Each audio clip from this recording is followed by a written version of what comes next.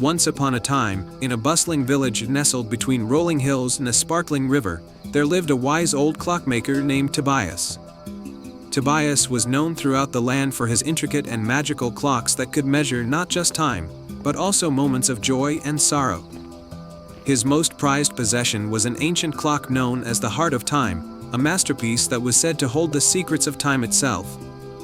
The clock was kept in the heart of Tobias's workshop, a cozy, cluttered space filled with the tick-tock of countless timepieces and the warm scent of wood and oil.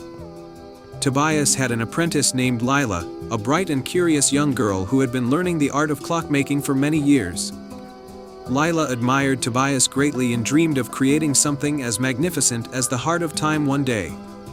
One crisp autumn morning, as Tobias and Lila worked on a delicate cuckoo clock, a stranger arrived at the workshop.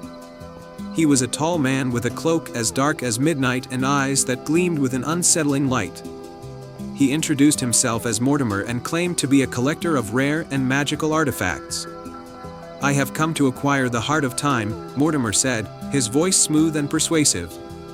"I am willing to pay handsomely for it." Tobias's face grew solemn. "The Heart of Time is not for sale. It holds more than just mechanical parts. It is a keeper of the essence of time itself." Mortimer's eyes narrowed. "I see. Well, if you refuse to sell it, I will take it by force. Time is a powerful thing, and I will have it."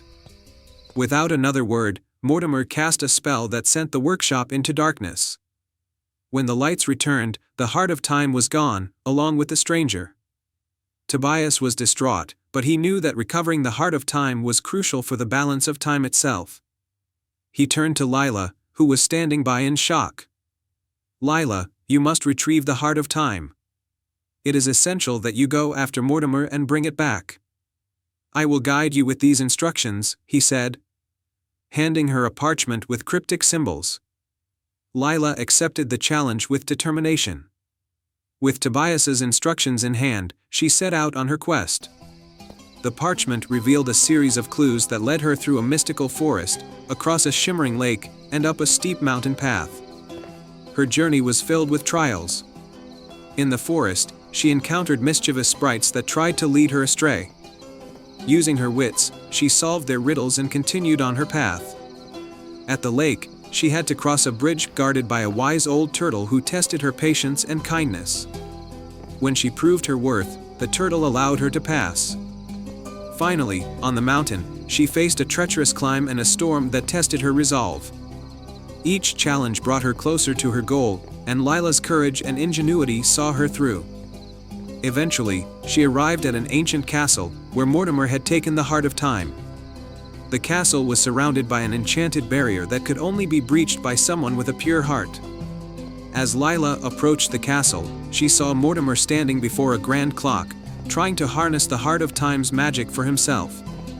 The clock's face was dark and twisted, and Mortimer looked on with greedy eyes. Lila stepped forward and confronted him. "Mortimer, you cannot control time for your own gain. The Heart of Time is a treasure meant to be respected, not exploited." Mortimer sneered. "You are too late, child. The power of time will be mine." But as Mortimer reached for the Heart of Time, the ancient magic within the castle reacted to his greed. The castle's walls began to crumble, and the dark clock's hands spun wildly. Realizing his mistake, Mortimer tried to escape, but the castle's magic was too strong. Lila, remembering Tobias's instructions, used the knowledge she had gained throughout her journey to restore the Heart of Time to its rightful place. She placed it carefully within the grand clock, and the moment she did, the castle's magic began to stabilize. The Heart of Time glowed with a warm, soothing light, and time flowed smoothly once more. With the Heart of Time returned to its rightful place, the enchanted barrier around the castle vanished. Mortimer was swept away by the castle's magic, never to be seen again. The castle, now restored to its former glory, stood as a symbol of the balance between time and respect. Lila returned to the village with the Heart of Time, and Tobias welcomed her with open arms. The village celebrated her bravery and the return of the precious artifact. The Heart of Time resumed its role, ensuring that time flowed as it should and that moments of joy and sorrow were in harmony. From that day forward, Lila continued her training with Tobias, and together they crafted many more wondrous timepieces. The tale of Lila's courage and the heart of time became a cherished story in the village, reminding everyone of the importance of respect and the balance of time. And so, in the kingdom of Erandir, where time and magic intertwined, the legacy of the Heart of Time and its brave protector lived on, inspiring future generations to honor the essence of time and the wisdom that comes with it. Once upon a time, in a land where lush forests met sparkling rivers, there was a village called Eldoria. Eldoria was famous for its beautiful gardens, each one more enchanting than the last. However, the most magical garden of all was hidden from view, known only as the Midnight Garden. The Midnight Garden was said to be a place of extraordinary beauty, where flowers bloomed with moonlight and trees whispered ancient secrets. It was guarded by a powerful crystal known as the Luminara Crystal. The crystal was rumored to hold the power to keep the garden alive and to grant a single wish to anyone who could find it. The legend of the Midnight Garden had been passed down through generations, but no one had ever seen it. Many villagers believed that it was a mere fairy tale, a story told to captivate the imagination. But among the villagers was a curious and adventurous young woman named Elara, who believed in the magic of the Midnight Garden. One day, as the village celebrated the annual moon festival, Elara overheard a conversation about a new threat to Eldoria. A dark sorceress named Morgana, who had been exiled long ago, was rumored to be seeking the Luminara Crystal to restore her lost power. Fearing for the safety of her village, Elara decided to embark on a quest to find the Midnight Garden and protect the crystal. With a small satchel of provisions and her trusty map, Elara set off into the forest. She knew that finding the Midnight Garden would be a difficult task, so she relied on her wits and determination. Her journey led her through 3 magical trials, each one testing her heart and her courage. The first trial was the trial of the Enchanted Maze. Elara found herself in a maze of towering hedges that shifted and changed as she walked. To navigate the maze, she needed to listen carefully to the whispers of the wind, which carried hints and directions. By paying close attention to the subtle sounds and following her intuition, Elara managed to find her way to the maze's exit, where a glimmering path of silver light awaited her. The second trial was the trial of the moonlit stream. Elara arrived at a crystal-clear stream that flowed with water as luminous as moonlight. The stream was enchanted and could reveal hidden paths, but it also had a tendency to mislead travelers with illusions.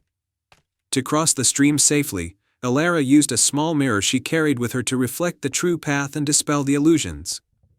With careful steps and unwavering focus, she crossed the stream and continued her journey. The final trial was the trial of the Guardian's Gate. Elara reached a grand gate made of shimmering vines and guarded by a majestic, ancient stag. The stag spoke in a deep, melodic voice and challenged Elara with a riddle. What is the key that opens the heart and lights the way, yet is invisible to the eye? Elara thought deeply about the riddle and realized that the answer was hope. With a heart full of hope and determination, she spoke the word aloud. The stag's eyes gleamed with approval, and the gate slowly opened, revealing the entrance to the Midnight Garden. Elara stepped into the garden, and her breath was taken away by the sight before her. The garden was bathed in a soft, ethereal light, with flowers that sparkled like stars and trees that seemed to hum with ancient melodies. At the center of the garden stood the Luminara Crystal, glowing with a gentle, radiant light. As Elara approached the crystal, Morgana emerged from the shadows, her eyes filled with dark intent. "You cannot protect what you do not understand," Morgana sneered. "The crystal belongs to me." Elara stood her ground and spoke with confidence. "The crystal's magic is not for selfish desires. It belongs to the land and its people. I will not let you take it." Morgana laughed and cast a spell to seize the crystal, but Elara's unwavering courage and pure heart created a protective barrier around the crystal. With a surge of energy, Elara used the magic of the garden to confront Morgana. The garden's beauty and light amplified Elara's resolve, and the dark sorceress was overwhelmed by the power of the crystal's true magic. Defeated, Morgana vanished into the night, and the garden's light grew even brighter. Elara took the crystal and made her wish. I wish for the safety and prosperity of Eldoria, and for the magic of the Midnight Garden to always protect our land. The Luminera crystal's light enveloped Eldoria, restoring peace and beauty to the village. The Midnight Garden remained hidden but continued to flourish, its magic a beacon of hope and protection for the land.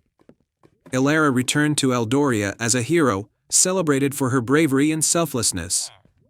The tale of the Midnight Garden and the courageous young woman who protected it became a cherished story, reminding all who heard it of the power of hope and the magic that lies within a pure heart. And so, in the land of Eldoria, where the gardens bloomed with magic and the light of the Luminera crystal shone bright, the legend of Elara and the Midnight Garden lived on, inspiring generations to believe in the wonder of their own hearts. The end. Once upon a time, in the enchanting kingdom of Serendel, nestled between emerald hills and sparkling lakes, there was a quaint village named Fernwood. The village was renowned for its breathtaking gardens and the sweet melodies of its birds, particularly the starling known as Twyla. Twyla had a magical song that could bring peace and joy to anyone who heard it. However, one day, a dark cloud of sadness swept over Fernwood. The villagers discovered that Twyla had gone missing. Without her song, the gardens wilted, and the once vibrant village fell into despair. The heartbroken villagers feared that without Twyla, their beloved village would never return to its former glory. Among the villagers was a brave and kind-hearted girl named Lila. Lila had grown up with Twyla's songs and knew how much the starling meant to everyone. Determined to find Twyla and restore happiness to Fernwood, Lila set off on a quest to search for the missing bird. Guided by a small, shimmering pendant Twyla had once gifted her. Lila ventured into the Whispering Woods, where it was rumored that magical creatures roamed. The pendant glowed softly as she walked, leading her deeper into the forest. Her first challenge came in the form of a mischievous sprite named Puck. Puck was known for playing tricks on travelers. To pass, Lila had to solve one of Puck's riddles. What comes once in a minute, twice in a moment, but never in 1,000 years? Lila thought deeply and then answered, the letter M. Puck, impressed by her cleverness, allowed her to continue and even gave her a clue about where Twyla might be. Following Puck's clue, Lila arrived at the enchanted glade, where an ancient oak tree stood with its branches twisted like the arms of a giant. The tree was guarded by a wise old owl named Orin, who spoke in riddles and had seen many things in his lifetime. Orin told Lila that Twyla was taken by a shadowy figure who sought to capture the magic of the starling's song for their own. To find this figure, Lila needed to prove her courage and heart by facing her greatest fear. Orin led her to a shimmering pool that reflected her own image. Lila hesitated, but she remembered her love for Twyla and her desire to help her village. She stepped forward, and the reflection began to change, showing not just her fears but also her strengths and determination. Orin, seeing her bravery, directed her to the next part of her journey. Following Orin's directions, Lila reached the base of the misty mountain, where the shadowy figure, known as the Nightshade Sorcerer, was rumored to reside. As she climbed the mountain, she encountered swirling mists that obscured her path. The pendant's glow grew brighter, guiding her through the fog. At the summit, Lila found the Nightshade Sorcerer's lair, a dark and foreboding place filled with eerie shadows. The sorcerer was preparing to steal Twyla's magic by trapping her in a cage of enchanted bars. Summoning all her courage, Lila confronted the sorcerer. "Why do you seek to capture Twyla's song?" she asked. The sorcerer revealed that he was once a musician whose own music had lost its magic and beauty. He believed that by taking Twyla's song, he could restore his own lost talents. Lila spoke from the heart, sharing stories of how Twyla's song had brought joy and healing to Fernwood. She offered a different solution. Instead of taking what belongs to others, find a way to discover the magic within yourself. True beauty comes from sharing and creating, not from taking. The sorcerer was moved by Lila's words. He realized that his quest for Twyla's magic was misguided and that he needed to find his own path to rediscover his love for music. With a wave of his hand, he released Twyla from the cage and allowed Lila to take her back. Twyla, overjoyed to be reunited with her friend, began to sing a melody so beautiful that it brought light and warmth back to the mountain. The sorcerer, inspired by the song, promised to seek a new way to find his own musical magic. Lila and Twyla returned to Fernwood as heroes. The village rejoiced at their return, and the gardens bloomed once more with vibrant colors. The villagers celebrated Lila's bravery and Twyla's enchanting song, which continued to fill their hearts with joy. The Nightshade sorcerer, having learned an important lesson, traveled far and wide, sharing his newfound wisdom and eventually discovering a new melody that brought happiness to others. Fernwood thrived under the melody of Twyla's song, and Lila's courage became a legend told for generations.